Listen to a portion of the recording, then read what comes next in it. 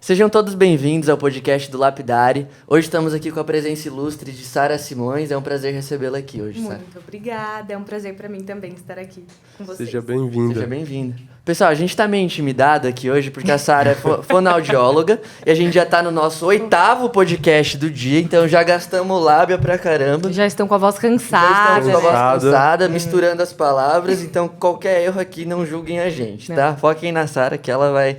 Ela que é a estrela Ela aqui. que é a estrela.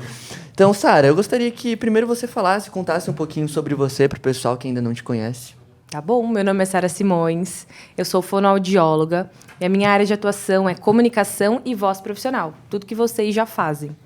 Então, para aprender vocês a cuidarem da voz, para vocês aprenderem a ter uma boa dicção, uma boa oratória, tudo isso a gente faz lá no consultório, tudo isso a gente faz através de um curso que eu tenho também de comunicação e eu atuo nessa área. Qual que é a importância hoje de ter uma comunicação clara, uma voz boa, de trabalhar isso? É muito importante, na verdade, porque hoje em dia a gente vive na era das mídias sociais.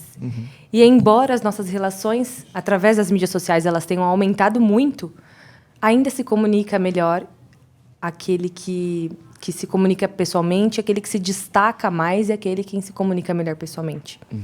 Então, acredito que seja muito importante realmente você continuar desenvolvendo a sua oratória, continuar desenvolvendo, se aprofundando no conteúdo, porque foi até algo que eu falei ali na palestra. Sim. 7% de importância ao seu conteúdo, 38% é a sua voz e 55% seus gestos. Então, você precisa continuar estudando técnicas que façam a sua comunicação melhorar a cada dia no seu ambiente, no seu contexto. Quando a gente fala de comunicação, de tudo isso que você ensina hoje, então você engloba a questão da voz e tudo mais, mas essas questões não verbais também engloba tudo isso. Tudo. Tudo da comunicação verbal e da comunicação não verbal também. Fora isso, também atendo cantores, atores, quem realmente trabalha como profissional da voz. Todos aqueles que precisam da sua voz como instrumento de trabalho. Então, também aprimoram a voz e a comunicação. Que legal. E você acredita que hoje a gente viva a era da comunicação, principalmente com as redes sociais, surgimento de novas profissões hoje como influencer? Você acredita que hoje a gente esteja vivendo uma era da comunicação? Com certeza, não tem como. E quando você não sabe utilizar a comunicação ao seu favor, você não consegue exercer a sua profissão de maneira mais eficaz. Porque hoje em dia a comunicação é uma das ferramentas mais valiosas, mais importantes para você ter sucesso, tanto na sua vida pessoal quanto na sua vida profissional. Então, não sei se já aconteceu com vocês, mas vocês vão assistir alguma influencer falando. E ela fica com a voz mais fininha e fala gente, todo começo de story. Você não vai querer assistir. Você não vai captar a retenção máxima dos seus seguidores, do seu público, como você captaria se você soubesse utilizar bem a sua comunicação, se você soubesse utilizar bem a sua voz. Então, é muito importante.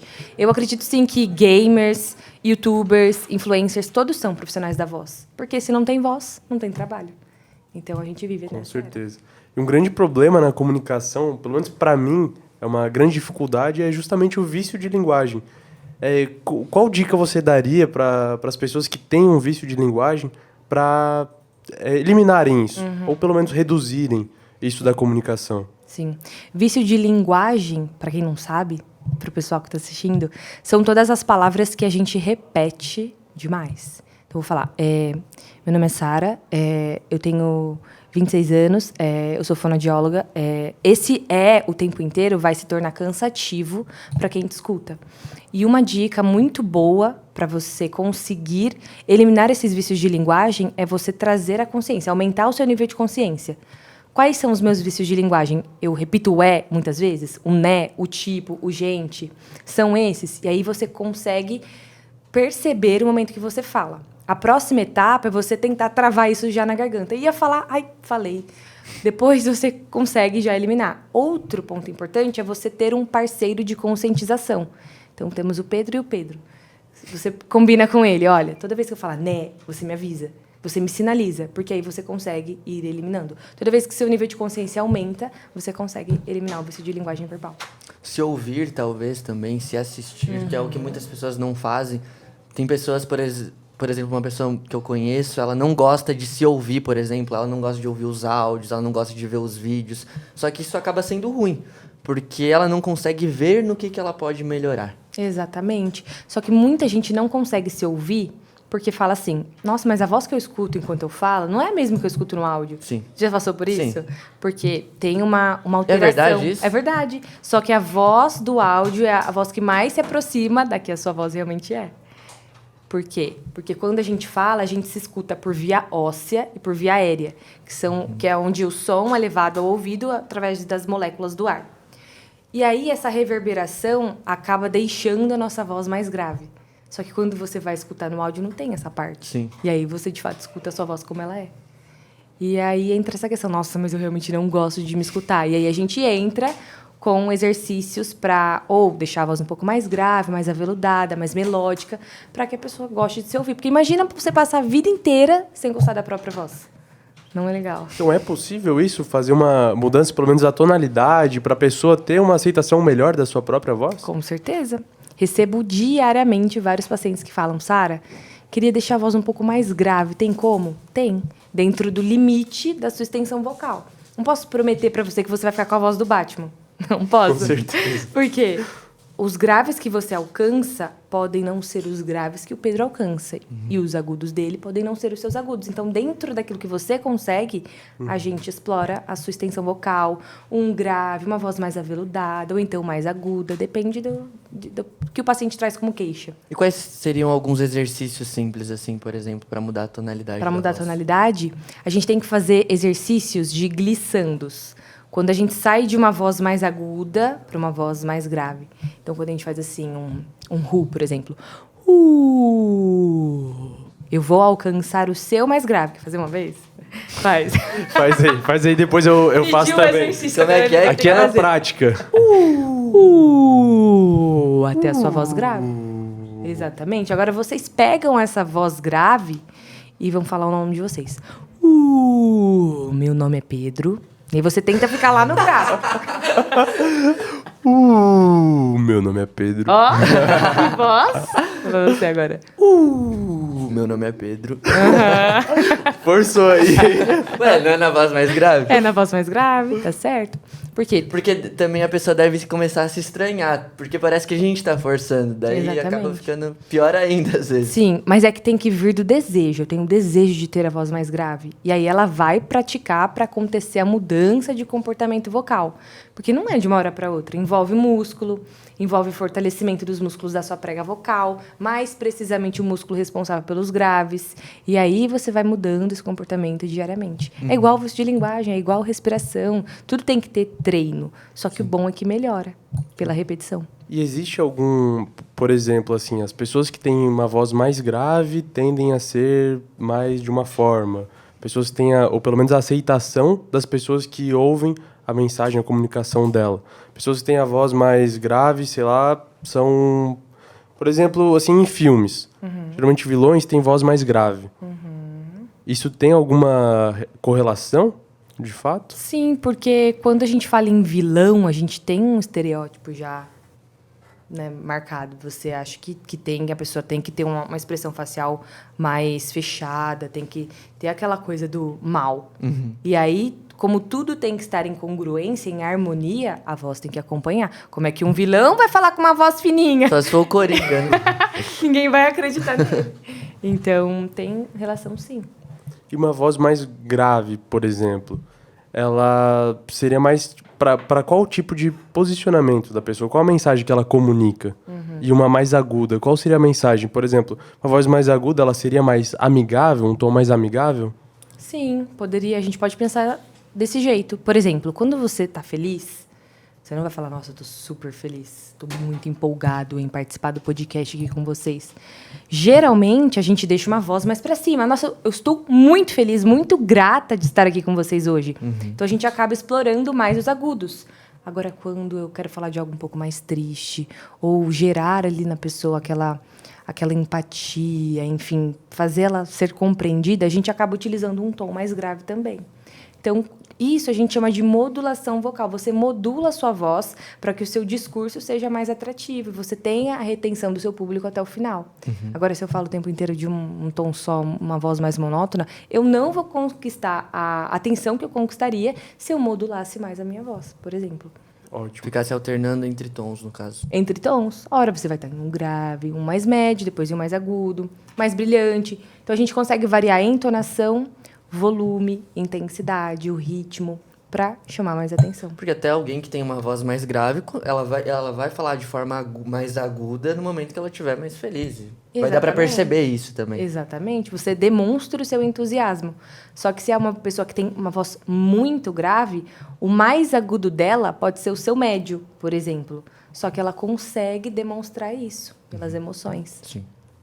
Quais são os principais vilões da comunicação? Por exemplo, vício de linguagem, essas questões assim, para a gente entender e ter consciência disso também. Muitas vezes a gente está cometendo um erro, um vilão assim, para nossa comunicação e acaba nem se percebendo. Quais seriam esses vilões? Os vilões são todos aqueles que entram como ruído na sua comunicação. Então, um ótimo vilão que a gente pode falar é a dicção. Como que você vai ser um bom comunicador se você não tem uma boa dicção, você não tem uma boa pronúncia, você não abre a boca para falar? Você come letras. Gerúndio sempre sofre, né? Andando, comendo, fazendo, estudando, cantando. E olha a diferença que faz uma letra na palavra. A minha credibilidade vai lá no chão. Se eu chego falando, gente, estou muito feliz de estar aqui falando com vocês. Então, isso daí é muito importante. É um vilão. Comer gerúndios é um vilão. Você acha que sotaque também pode ser um vilão? Não acho que sotaque seja um vilão. A não ser que seja atrelado a isso de se embolar demais para falar, uma velocidade de fala mais acelerada. Mas sotaque é algo... Não é um vilão, na verdade, é uma característica única da pessoa. Entendeu? Então, como que eu vou falar para alguém que é carioca mudar o sotaque? Eu acho lindo, eu amo sotaque. Então, eu não sou uma boa pessoa para falar sobre o sotaque por conta disso. Diz muito sobre quem você é, diz muito sobre suas raízes. Então, depende do contexto. Se a pessoa vai trabalhar em um jornal, se a pessoa vai trabalhar na TV, eles vão pedir para você ter um sotaque mais neutro. E aí você trata isso também com a fono. Mas, no seu dia a dia, eu não vejo necessidade. Não encaro como um vilão. Sim. Vilão pode ser uma voz apertada na garganta enquanto você fala, que a pessoa não consegue escutar até o final. Pode ser uma nasalidade, que também fica cansativo para a pessoa de escutar. Ou alguém que fala rápido demais e não consegue concluir um raciocínio.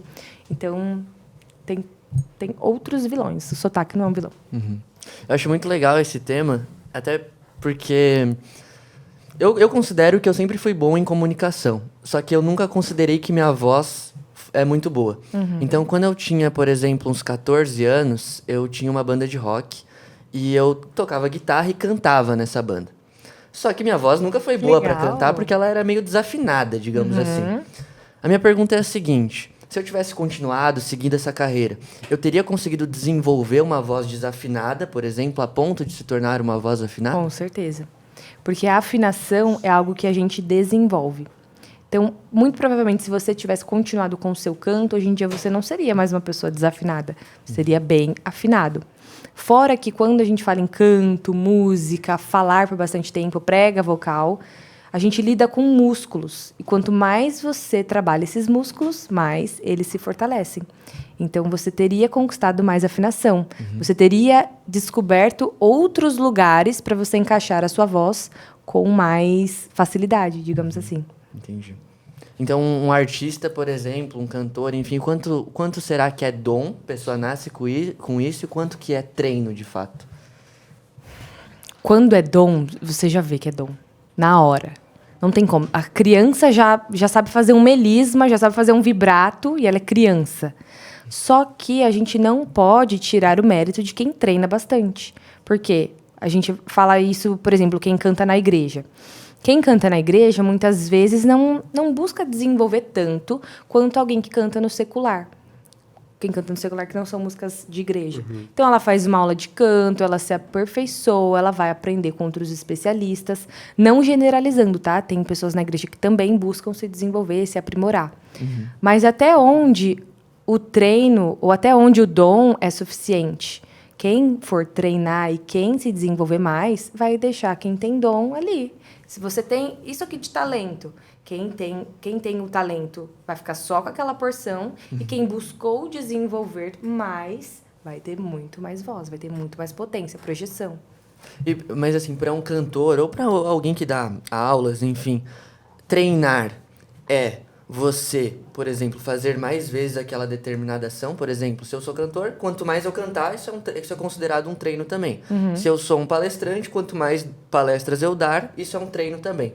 Só que não exclui também outros treinos, que é o que, por exemplo, você faz e tudo mais. Só que, se eu sou um cantor, eu posso fazer só o treino de cantar, por exemplo? Não pode, porque senão a gente pega um atleta e ele só treina na hora que ele vai correr a maratona. Ele não tem preparo, ele não tem o condicionamento físico que ele teria se ele treinasse em casa outros tipos de treino. Corrida, tiro.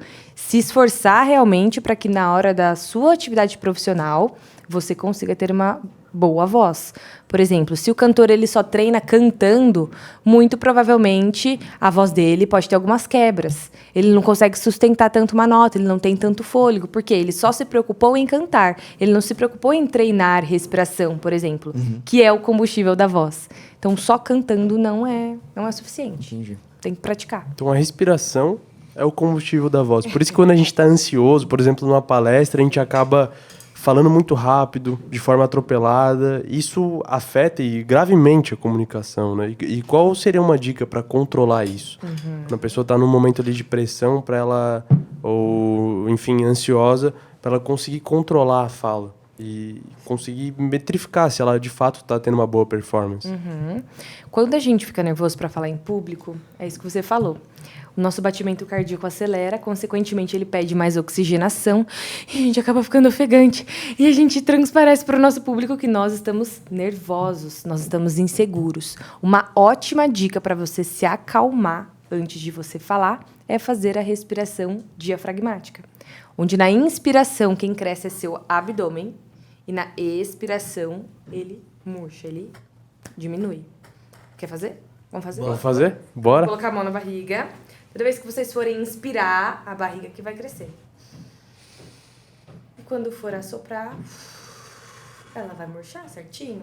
Então, o que não pode acontecer? O ombro não pode ir junto. Porque se ele for junto, a gente já trouxe a respiração para essa parte que a gente chama de torácica superior.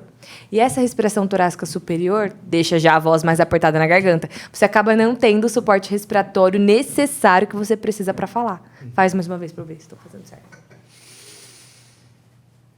Tá fazendo certinho. Muito bom. Aqui é na prática.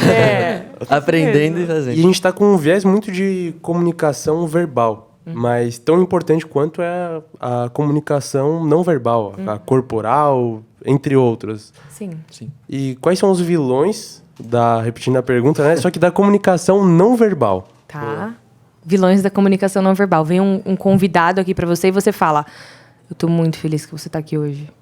Estou muito feliz de receber você aqui hoje. Sabe aquela pessoa que fala coisas boas para você, mas ela não demonstra na expressão facial? Incongruente. Exatamente. Então, aquilo que eu falo tem que estar em harmonia com aquilo que eu demonstro através do meu rosto, da minha expressão, do meu sorriso, da minha gesticulação também. Então, um vilão é você não deixar isso acontecer. Como é que eu falo uma coisa e expresso outra? Outro vilão, eu não mexer minha mão, não mexer meu gesto, ficar assim, nossa, estou fechada, eu estou demonstrando que eu estou fechada para quem está me assistindo, para quem está me escutando. Então, você utilizar seus gestos, eu sempre falo assim, você precisa imaginar que as palavras que estão saindo da sua boca é a música. E os gestos são as danças que você faz enquanto você fala. Porque senão você demonstra uma imagem de alguém seguro, de alguém que não era para estar no lugar que você está hoje, entendeu? Ótimo. Legal. Foi uma colocação que a minha namorada fez um dia. Eu queria falar como tu, falando, mexendo. Eu virei pra ela e falei, eu sou descendente de italiano, eu não consigo se segurar minha mão, não consigo falar. Não falo mais. Não falo mais. E qual seria um exercício para pessoa que tem dificuldade de falar gesticulando, começar a exercitar mais isso? Dica simples para quem tem dificuldade de gesticular é você pensar que existem 2 tipos de gestos. A gente reduz para 2 só para você começar a gesticular. Nós temos os gestos enfáticos e os gestos representativos. Os enfáticos, como o nome já diz, ele vem para reforçar aquilo que eu já falei através das minhas palavras. E o representativo também. Então, um exemplo seria: Pedro, eu tenho certeza, eu estou reforçando através do meu gesto. Esse seria o enfático. Esse seria o enfático. Que você vai ter uma ótima voz que vai durar muito tempo na sua vida se você fizer aquecimento vocal todos os dias. Tenho certeza disso. Então, eu reforço através dos meus gestos. E quando eu quero representar algo, foi até um exemplo que eu dei para eles. Vem uma paciente falando: ai, doutor, eu quero fazer um procedimento no meu rosto, mas eu tô com medo que vai doer. Ela: calma, fica tranquila, eu vou aplicar uma anestesia e vai dar tudo certo. Eu represento. A anestesia e o tudo certo. E aí você já começa a inserir alguns gestos dentro da sua comunicação. No começo vai ficar um pouco engessado? Sim, vai precisar pensar. Mas a técnica, a repetição, deixa tudo mais natural. Ótimo. E a gente tem uma pergunta pro encerramento desse podcast, que é: se você pudesse deixar só uma mensagem pro pessoal que está assistindo melhorar a comunicação, qual seria essa mensagem? Aceite todas as oportunidades que fazem o seu coração bater mais forte. Porque só assim você vai evoluir na sua oratória. Só assim você vai evoluir na sua comunicação. Se o seu coração bater mais forte, aí você fala: então eu vou. Essa é boa mesmo. O meu aqui tá batendo bem forte. Então o meu também Sou uma bateu pessoa ali. que eu sempre fui tímido, né? E consegui... Até é um ponto interessante para pontuar. As pessoas que são tímidas em relação à comunicação, como elas podem quebrar essa crença que elas têm da timidez? Tá. Primeiro precisa entender qual que é a mentalidade por trás dessa timidez. Foi alguém que falou para você que você precisa crescer, evoluir, você não pode falar, enfim. Qual foi o histórico que essa pessoa teve? Eu vejo muitas pessoas comentando da pandemia. Que depois da pandemia, até por conta do isolamento, acabaram que quando acabou o isolamento, estavam extremamente tímidas, assim, devido ao isolamento, Sim. de fato. Porque não praticou, não tinha com quem conversar. Só que eu sempre dou essa dica. Qual que é o seu nível de timidez? Você fica tímido até para conversar com sua família? Pois então, quando a sua tia de longe vier, você vai sentar naquele sofá e você vai praticar a sua oratória com ela. Conversa, pergunta do dia a dia, realmente tentar evoluir. Porque eu sempre falo isso, a oratória ela pode ser dom, mas ela é muito mais treino. Tem gente que já nasce com essa predisposição para falar bem. Só que se a oratória não fosse treino, eu jamais falaria sobre comunicação, jamais trabalharia falando sobre oratória. Porque eu sempre fui uma pessoa tímida, igual você. Então é algo que a gente desenvolve também. Show. Pra quem quiser te acompanhar, onde eles podem te encontrar, por favor? Vocês podem me encontrar nas minhas redes sociais. O Instagram e o TikTok tem o mesmo arroba, é @fono_sara_simões. Se vocês tiverem alguma dúvida, se vocês quiserem esclarecer algo sobre exercício, sobre oratória, sobre comunicação, é só me chamar no direct. Adoramos a presença da Sara aqui, foi muito bom, foi muito produtiva. Espero que vocês tenham gostado também. Não esquece de deixar o like e até o próximo podcast.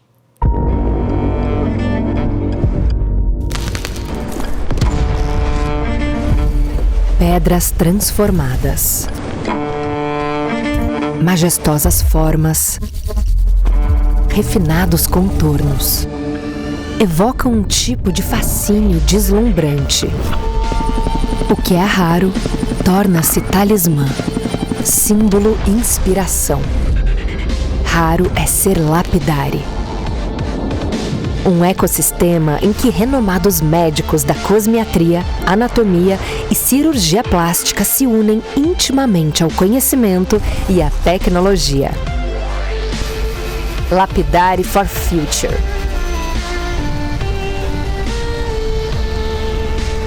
Inspirando uma nova era de resultados e experiência.